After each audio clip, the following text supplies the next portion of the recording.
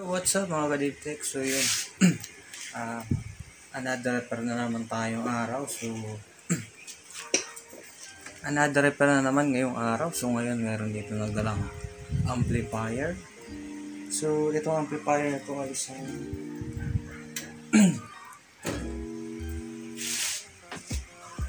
ito ay isang Sakura. So na-stuck daw siya dahil yun nga, nawala ng sounds. So ito yung amplifier mga kapatid.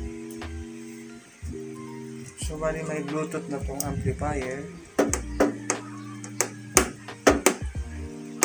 So ayan, panoorin nyo at i-repair natin to. So tara, jump. So ayan, panoorin nyo at ating i-repair. So ayan, panoorin nyo at akin ang sisimulan ng repair nitong ampli. So let's go.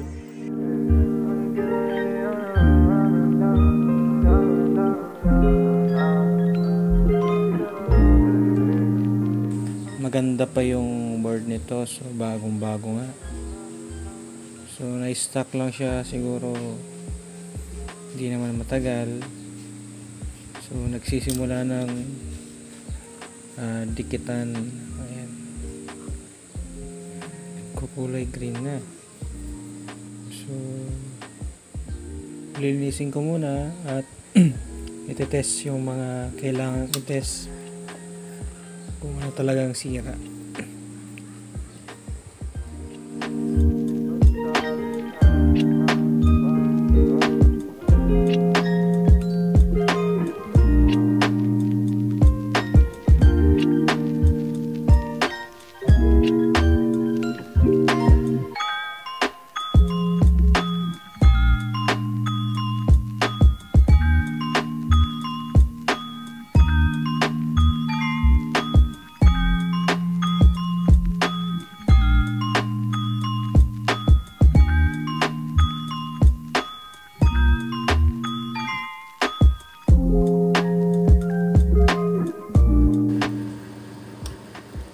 So dito gumamit ako ng diode mode.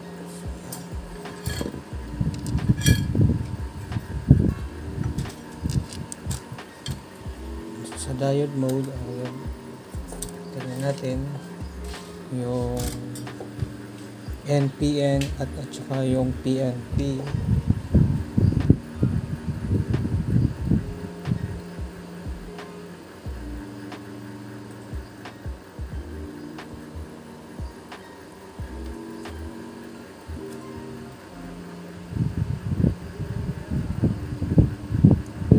Ito yung PNP.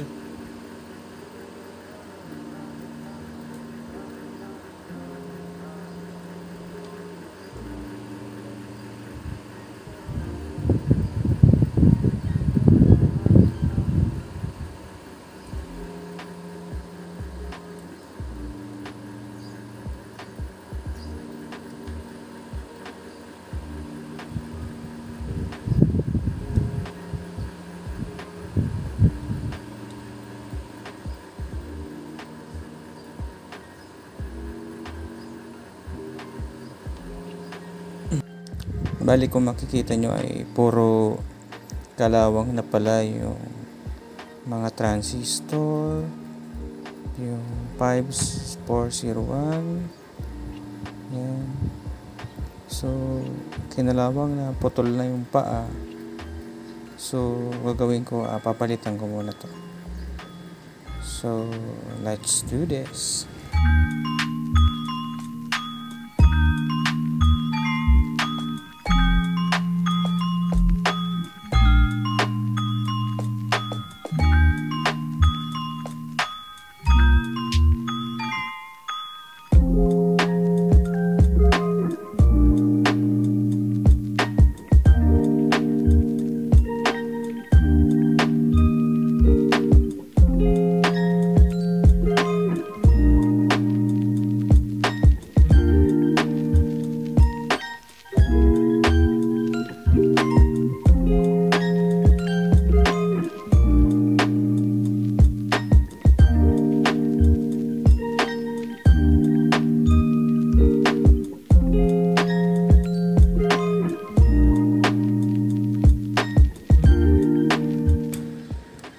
ito na lang pong audio driver niya.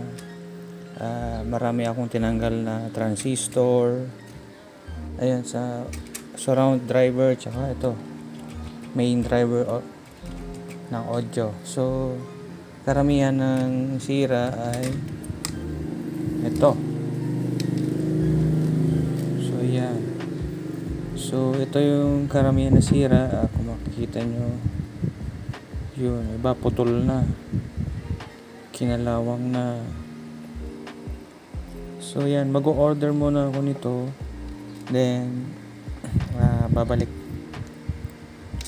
So orderin ko muna to, pati ito, yan, sunog. So mga ilang araw, sabihin natin 1 week. So yan.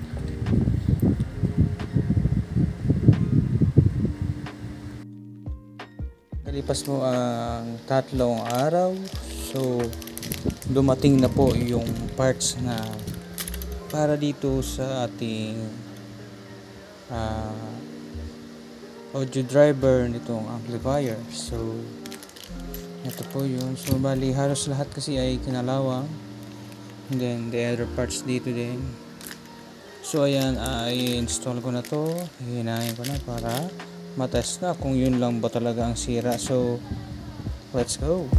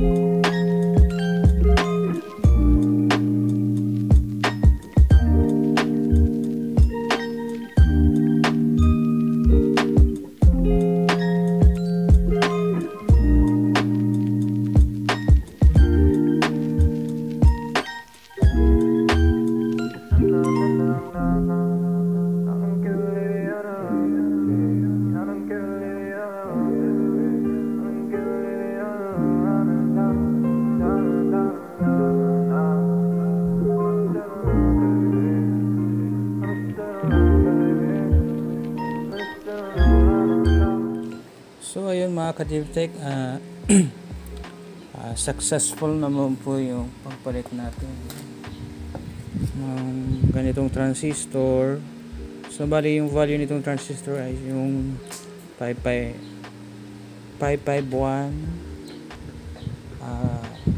5551 tsaka 5401. So yun po naging problem. Itong main driver puro na kasi kalawang. Ayan yung dito. So bali working na po ito. I-dry run ko na lang para makita ko may iba pang problema itong unit na to. So ito po pala isang Sakura. So ayan, testing ko lang, din sunod ko na po is na.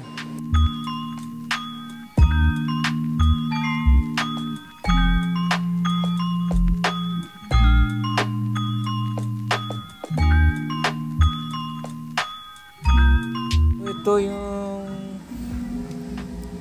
resistor na naging problem.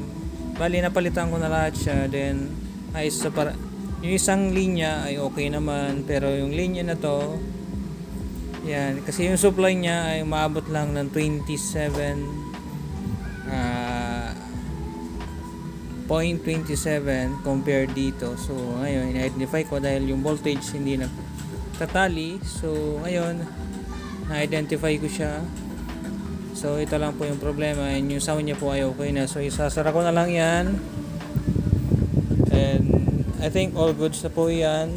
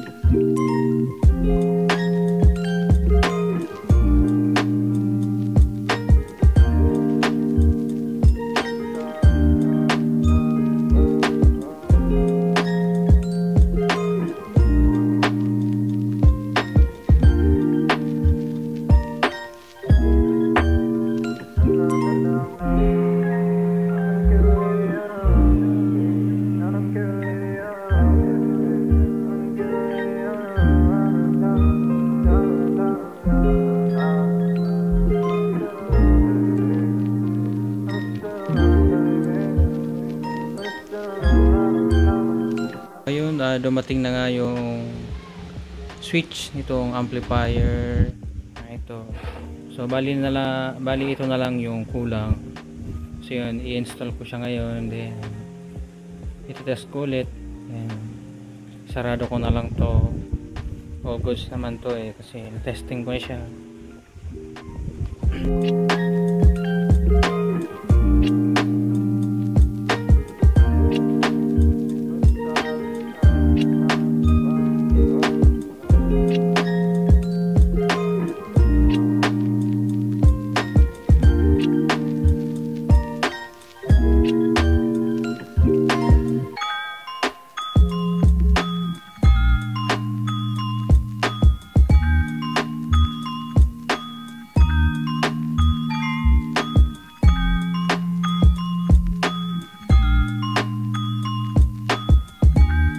So yun mga ka-DeepTech, natapos ko na nga itong amplifier. So bali naghintay ako ng 1 linggo para yun sa order ko ng parts nito.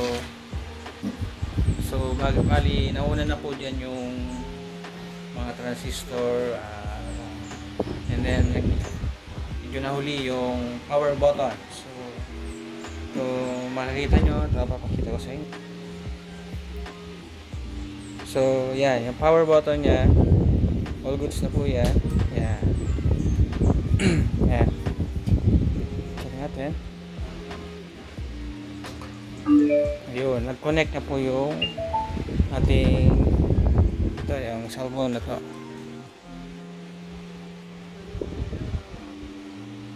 So yan, connected na po siya yung Sakura. Then magpa-play tayo ng kay Wiz Khalifa. So volume natin.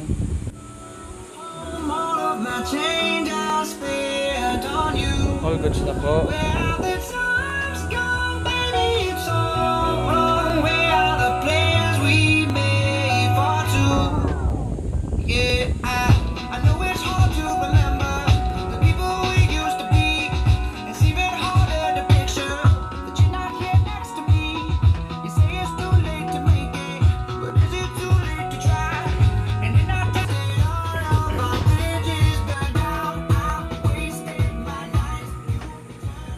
So yan mga ka-DeepTech,